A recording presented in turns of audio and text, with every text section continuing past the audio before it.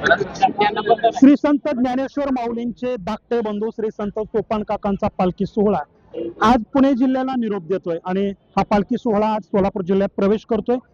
सोलापूरच्या अकलूज मधील श्रीराम मंदिरात या पालखी सोहळ्याचा मुक्काम असणार आहे आणि तत्पूर्वी या पालखी सोहळ्याचं इंदापूर तालुक्यातील लाखेवाडी ग्रामस्थांनी अगदीच ढोल ताशाच्या गजरामध्ये स्वागत केलंय।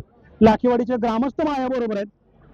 माऊलींचे धाकटे बंधू खरं तर प्रमुख संतांपैकी एक आणि आज ते आपल्या नगरीमध्ये तो सोहळा आलेला आहे आणि तुम्ही ढोल ताशाच्या गजरात संत सोपान काकांचं स्वागत केलंय, काय भावना आहेत? ज्ञानेश्वर माऊलीचे धाकटे बंधू संत सोपान देवांची पालखी लाखेवाडी नगरीमध्ये जंगी स्वागत केलेलं आहे। ढोल ताशा लेझिमच्या याच्यामध्ये ग्रामस्थांनी आणि शाळेच्या सर्व विद्यार्थ्यांनी ग्रामस्थांनी वैष्णव भक्तांनी अतिशय उत्स्फूर्त असं स्वागत केलेलं आहे। गेल्या 1 वर्षापासून वैष्णव भक्त या पालखी सोहळ्याची वाट पाहत असतात। 1 महिन्यापासून याची तयारी करत असतात आणि प्रत्येक हे भक्तिमय झालेले असतात, विठ्ठलमय झालेले असतात आणि हा जो 15वडा आहे, हा महिना आहे, हा वैष्णव भक्तासाठी पर्वणीच ठरलेले असते। बरोबर। किती उत्साह असतो गावकऱ्यांमध्ये? गावकऱ्यामध्ये गेल्या 15 दिवसापासून पालखीच्या विसाव्याची तयारी, प्रत्येक वैष्णव भक्ताला आपल्या घरामध्ये स्नेह पंचपक्वान्नाचं भोजन, गावामार्फत येणाऱ्या सर्व वारकरी भक्तांना मोफत या ठिकाणी जेवण दिलं जातं आणि पंचपक्वान्नाचं जेवण केल्यानंतर वारकऱ्याची सेवा केली जाते, चरण सेवा केली जाते, त्याचबरोबर राहण्यांची सेवा केली जाते आणि शासनाच्या वतीनं सुद्धा वेगवेगळ्या सुविधा या ठिकाणी उपलब्ध करून दिल्या जातात। सोहळा प्रमुख त्रिगुण गोसावी महाराज माझ्या बरोबर आहेत। खरं तर गेल्या अनेक वर्षांपासून हा पालखी सोहळा वारी करत असतो। आता 114 दिंडी माझ्या माहितीप्रमाणे यात सहभागी झालेत। आज पुणे जिल्ह्याला निरोप देत आहे।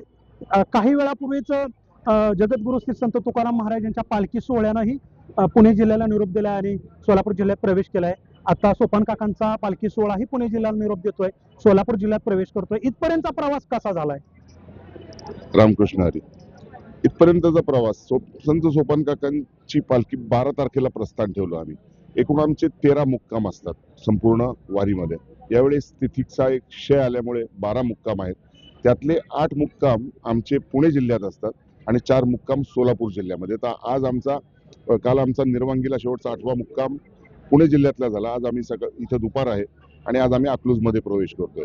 आपण म्हणलं 114 दिंड्या आहेत, यावर्षी नवीन ज्या दिंड्या दरवर्षी सोपान काकांचा सोहळा जर आपण पाहिलं, हा वाढता सोहळा आहे। 126 दिंड्या आहेत आज माझ्या बरोबर आणि त्याच्यामध्ये जवळजवळ 1.5 लाखाच्या वर समाज आज आपल्याला चालताना दिसतो। अतिशय भक्तिमय वातावरणात आनंद उत्सव साजरा करत निसर्गरम्य परिसरातनं अगदी दऱ्याखोऱ्यांमधनं आमचा जो काही पालखी महामार्ग आहे तो अतिशय निसर्गाने नटलेला आहे। त्यामुळे अधिक आनंद प्रत्येक जण लुटायचा प्रयत्न करतोय। खूप खूप धन्यवाद। तर आपण बघतोय संत सोपान काकांचा पालखी सोहळा जो आहे तो आता पंढरीच्या दिशेने मार्गक्रमण होतोय आणि आता ओढ आहे वारकऱ्यांना ती केवळ विठूच्या भेटीची आणि बंधू भावाच्या भेटीची, वाखरीची आणि हा पालखी सोहळा जो आहे तो आता पंढरीच्या दिशेने मार्गस्थ होतोय। देवा राखुंडे, NDTV मराठी, लाखेवाडी, इंदापूर।